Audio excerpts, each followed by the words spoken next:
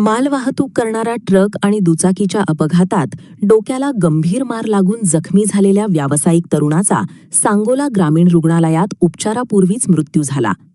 सत्यप्रकाश नवनाथ पवार, वय 34, राहणार वाटंबरे, तालुका सांगोला असे मृत तरुणाचे नाव असून हा अपघात सोमवार 27 जुलै रोजी सकाळी 10 वाजता सांगोला मंगळवेढा हायवेवरील पुजारी वस्तीजवळ झाला. याबाबत सांगोला ग्रामीण रुग्णालयाचे वैद्यकीय अधिकारी डॉक्टर साळुंखे यांनी खबर दिली असून पोलिसांनी अकस्मात मृत्यूची नोंद केली आहे. वाटंबरे येथील मृत सत्यप्रकाश पवार हा वॉटर फिल्टर विक्री व दुरुस्तीची कामे करत होता. सोमवारी सकाळी 10च्या सुमारास तो स्वतःच्या दुचाकी MH45/V6678 वरून सांगोला मंगळवेढा महामार्गावर वॉटर फिल्टर दुरुस्तीच्या कामासाठी निघाला होता.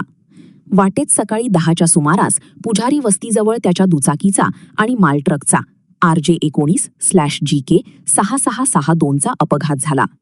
अपघातात सत्यप्रकाश पवार यांच्या डोक्याला गंभीर मार लागल्याने त्यास महामार्ग रुग्णवाहिकेतून सिद्धेश्वर भोसले यांनी तातडीने उपचाराकरिता सांगोला ग्रामीण रुग्णालयात दाखल केले असता उपचारापूर्वीच मृत पावल्याचे डॉक्टरांनी घोषित केले.